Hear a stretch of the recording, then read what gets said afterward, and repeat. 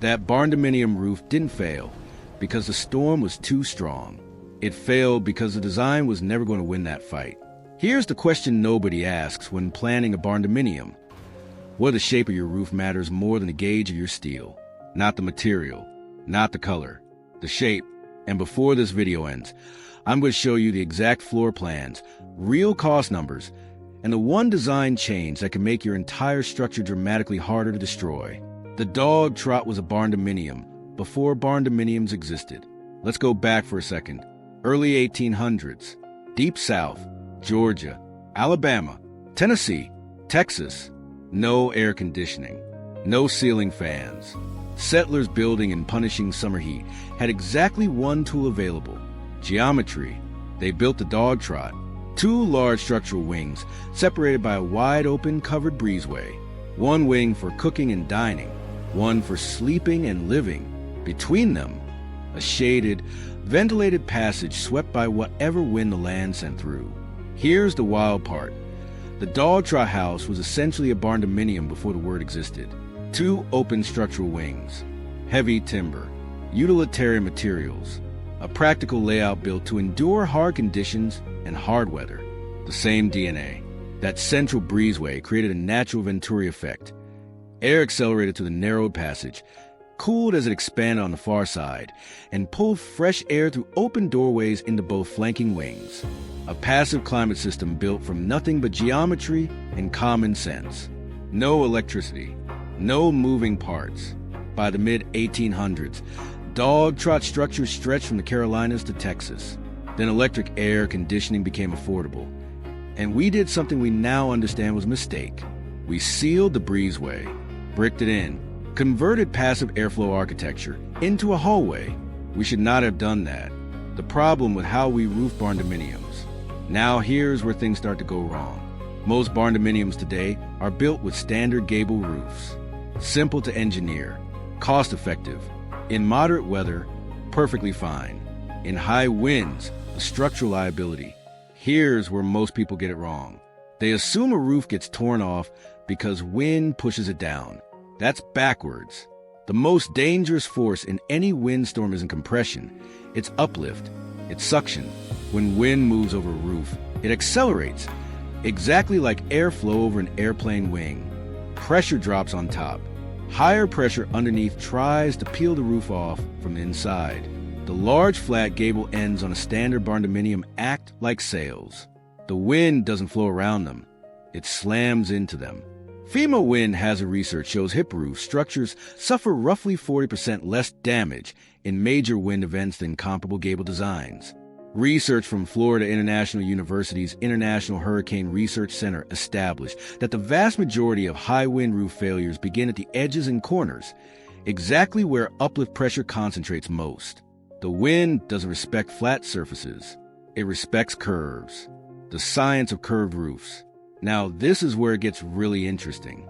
This is a part most builders never explain, and once you see it, you can't unsee it. Think about the fastest, most storm-resistant shapes in nature and engineering. Racing cars, fighter jets, a dolphin moving through water. Nothing flat designed to face the oncoming force. Everything curved, shaped to guide force around it rather than absorb it. Roofs work the same way. And this one detail is what separates a roof that survives from one that gets torn apart. And this isn't theory. This has already been tested.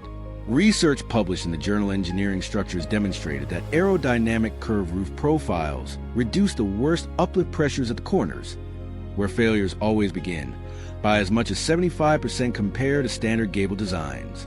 That is not a marginal gain. That is a structural advantage built directly into the geometry of the roof. The curve is structurally smarter too. An arch distributes its load outward and downward along its form. The same principle Roman engineers used to build aqueducts that have stood over 2,000 years without steel reinforcement. A barrel vault Bardominium roof does exactly the same thing. According to the Insurance Institute for Business and Home Safety, properly installed standing seam metal panels over a curved profile carry wind resistance ratings of 140 to 160 miles per hour. The curve and the material reinforce each other at every point. A lot of Bardominium choices are purely aesthetic. The curved barrel vault roof is genuinely different. The physics proves it at every step. What happens when you combine both ideas? So what actually happens when you take the passive genius of the Dog Trot and give it a curved barrel vault roof? The Dog Trot's open breezeway acts as a pressure release valve. Instead of wind pressure building against a sealed wall surface, airflow moves through the structure, reducing the pressure differential that drives roof uplift. The wind has somewhere to go. That alone reduces the stress load on the entire roof system. Now add the barrel vault profile, and both effects compound.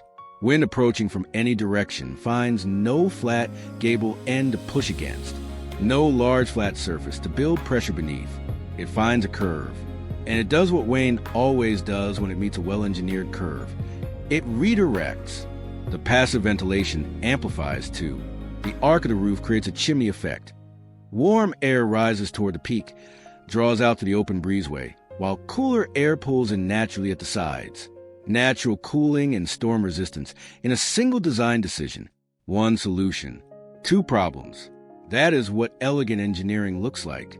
And in a minute, I'm going to show you exactly what this looks like in real floor plans, because this is where it starts to click. Now let's make this real. What does this actually look like as a build? 3 Dog Trot Bardominium layouts that work. Plan 1, the compact Dog Trot. 1,800 square feet. 2 700-square-foot wings, separated by a 10-foot covered breezeway. East-west orientation for passive solar. Shading on the south wall at peak summer sun. Left wing, open-plan kitchen, living, dining. Right wing, 2 bedrooms, 2 bathrooms, utility room. Breezeway connects to a rear deck and serves as the primary outdoor living space.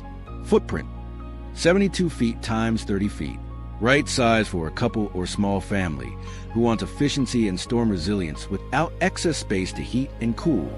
Plan 2, the Dog Trot with shop, 2,400 square feet. Main living wing, 3 bedrooms, 2 bathrooms, open kitchen and living area, approximately 1,000 square feet. Second wing, 1,000 square foot working shop with 14-foot overhead door. The breezeway widens to 12 feet. The cover transition where you shed the workday before walking into the house. Optional clear story strip at the roof peak floods the shop with natural light. Footprint, 96 feet times 30 feet. Plan 3, the family Dog Trot, 3,200 square feet. Living and entertaining wing. Open kitchen, great room, dining, media area, 1,400 square feet. Bedroom wing. For bedrooms, 3 bathrooms, primary suite with private patio access. The 14-foot breezeway becomes a full-covered outdoor living corridor. Outdoor kitchen, ceiling fans, polished concrete floors. Footprint, 110 feet times 36 feet. The cost breakdown, real numbers. Now let's talk about the part everyone cares about, what this actually costs. And at first glance, this is where most people get scared off. Because the most important question is always, what does this actually cost? A standard gable metal roof on a 2,400 square feet Bardominium footprint typically runs $8 to $12 per square foot for complete system. Panels, framing, ridge caps, gutters, and installation. That's approximately $19,000 to $29,000. A curved barrel vault roof on the same footprint breaks down like this. Curved steel substructure framing, $8 to $14 per square foot. Standing seam metal panels over curved profile, $9 to $13 per square foot. Hurricane straps and continuous load path structural hardware, $2 to $4 per square foot. Total, approximately $45,000 to $75,000. So yes, up front it's more expensive. No way around that. A premium of roughly $20,000 to $45,000 over a standard gable build. But here's what almost nobody factors in, and this is where the entire conversation changes. Look at what that premium actually buys. Because you're not just buying a roof, you're buying performance. The Insurance Institute for Business and Home Safety documents that metal roofs in high wind zones reduce annual insurance premiums by 20 to 30%. On a Bardominium insured at $450,000, that is $900 to $1,800 saved every single year. The U.S. Department of Energy's Building Technologies Office reports well-designed passive ventilation systems reduce cooling energy use by 20 to 40% in hot climates. On a $300 monthly summer utility bill, that's $60 to $120 back per month every month. So the real question isn't why does it cost more? It's how much does it cost you if your roof fails once? Add FEMA's documented evidence that aerodynamically superior roof geometry consistently produces lower structural damage rates in hurricane strike zones. And the premium pays back. That is not a sales argument. That is arithmetic. But here's the bigger picture. And this is why this matters right now. Why now?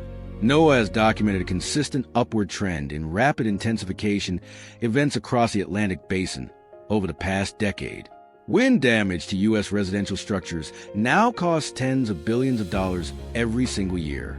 And the majority of that damage hits buildings designed with the same flat gable profiles that engineers have known for decades perform poorly in high wind events.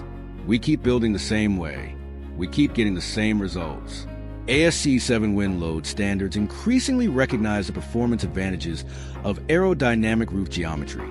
Metal fabrication makes curved barrel vault roofing more accessible than it has ever been, and builders with curved roof Bardominium experience exist today across the South Gulf Coast and Midwest.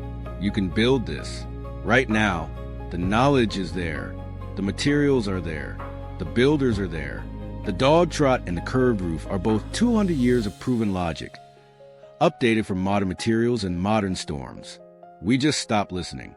Your Bardominium roof isn't just a lid on your build. It is the first and most critical decision you make about how that structure performs on the worst day it will ever face.